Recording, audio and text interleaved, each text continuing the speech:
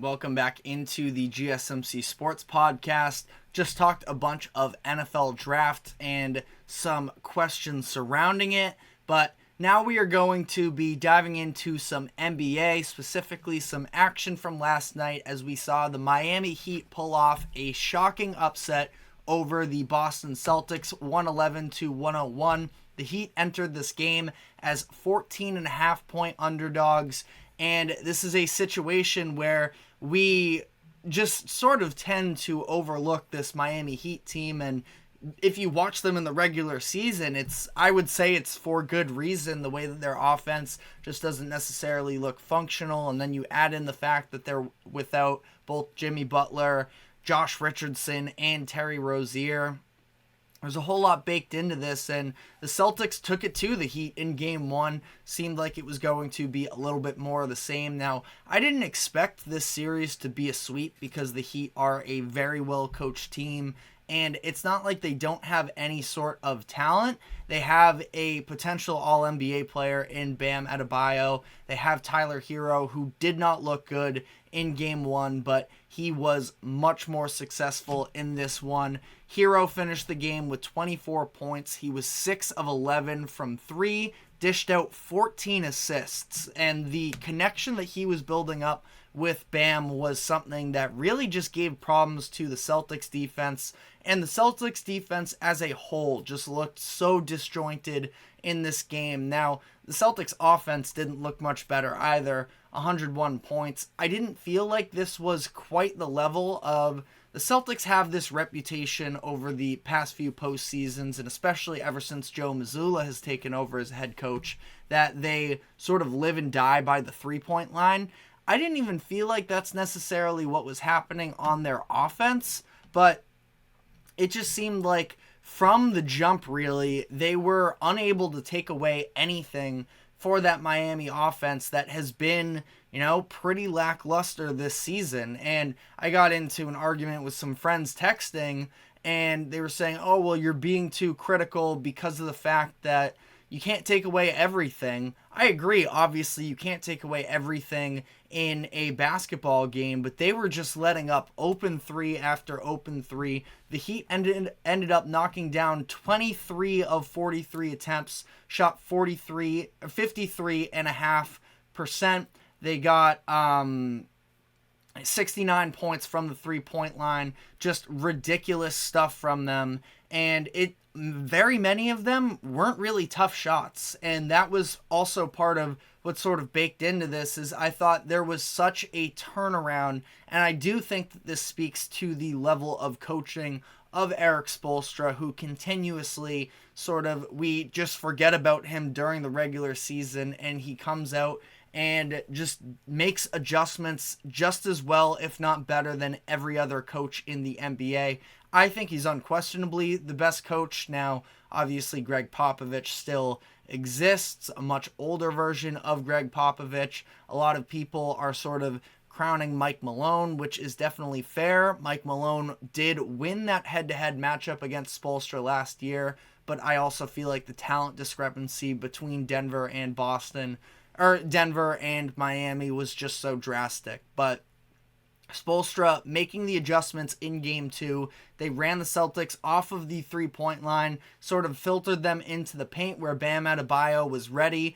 And again, the difference between Game 1 and Game 2 was the level of difficulty into getting good looks, where the Heat all game long, they were passing the ball well, so definitely give them credit where credit is due, but it seemed like the Celtics were willing to live with the role players of Miami trying to shoot these threes specifically above the break, but they were just hitting them. And Caleb Martin, yet again, he clearly has some sort of vendetta against the Boston Celtics, and that's not from the perspective of the late game foul against Jason Tatum, which is not what I was going for, but as I was saying it out loud, I just wanted to cover my bases. I actually didn't think that that was necessarily a dirty play on Caleb Martin, but I know a lot of Celtics fans sort of did feel that way. But Caleb Martin, who averaged just about 20 points per game last year in the Eastern Conference Finals, had a terrific defensive performance in that series as well. I legitimately thought that, and I was whichever Van Gundy, Stan Van Gundy is on the broadcast. He made the point that he thought that Caleb Martin should have been the MVP, whatever they call it, of those conference final series, and I 100% agreed. Jimmy Butler was, he is the best player on the Heat in a vacuum, but in that series in particular, Caleb Martin was the difference maker, and they don't win that series without him.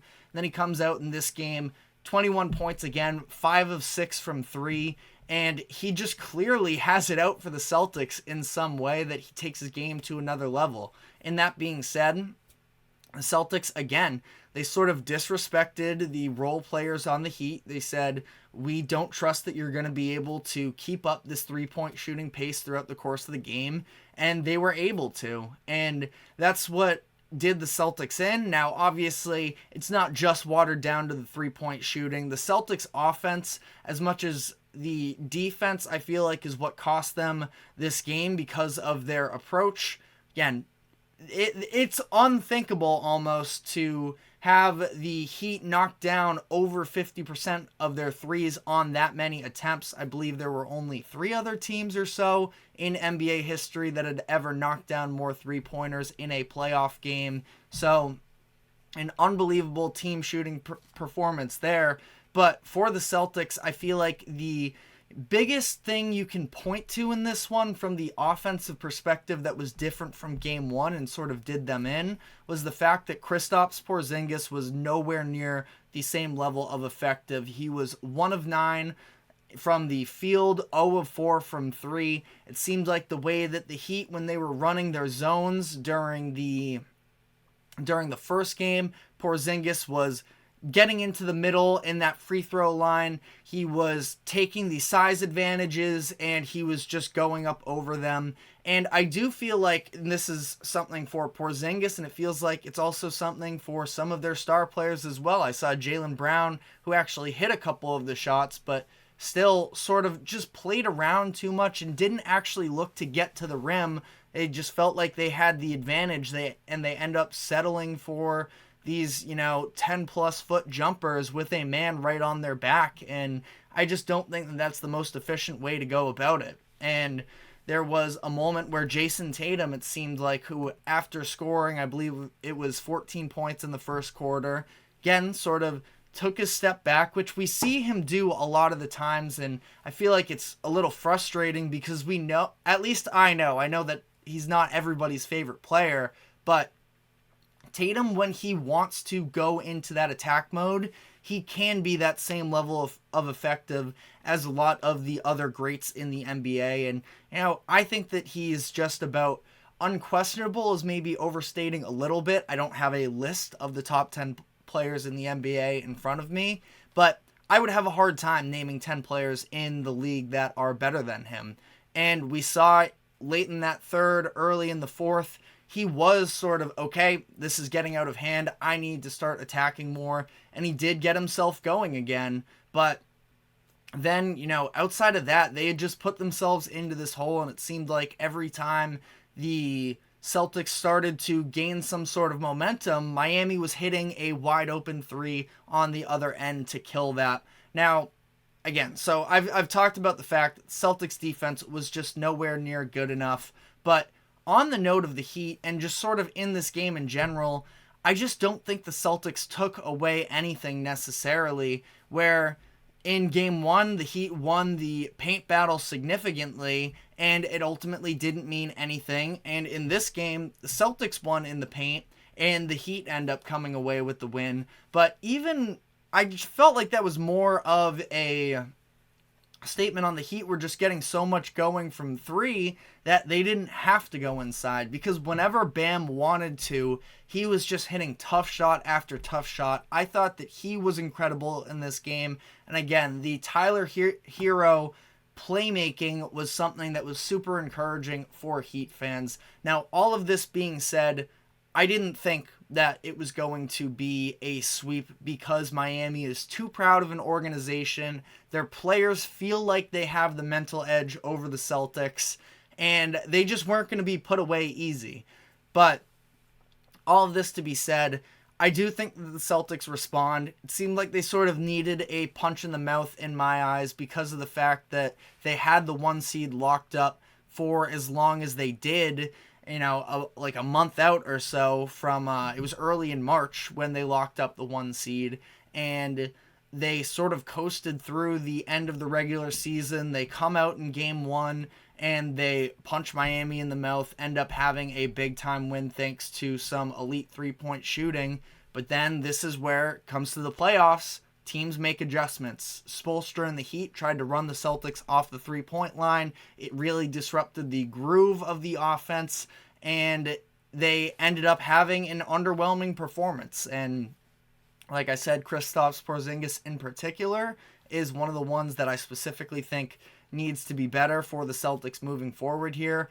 But I think all of this baked together, Celtics, as much as, they maybe needed a wake-up call, it is a little bit telling with them that they did need this type of a wake-up call, because it doesn't seem like they have necessarily the mentality of making things easy. We saw this last year when they let Atlanta push them to 6, and they were even trailing 3-2 in the Philadelphia series last year, and then ultimately 3-0 against the Heat in the Eastern Conference Finals. They're not a team that necessarily I would consider self-starters, that are from the moment that things come around. And, from some of the mic'd up moments, they mean nothing. Tatum in game 1, before the game, he was talking to Derek White, I think it was, and he just kept saying, this is what we've been waiting for since the play-in tournament, since the All-Star game, since the beginning of the regular season. This is what we've been building up to.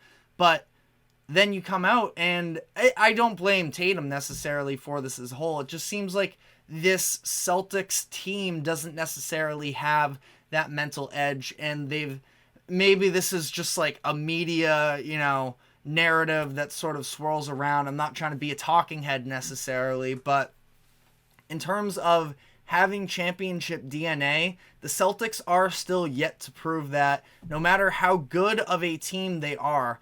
I believe they were 4th all-time in net rating for a regular season in the modern era. We know how good they can be.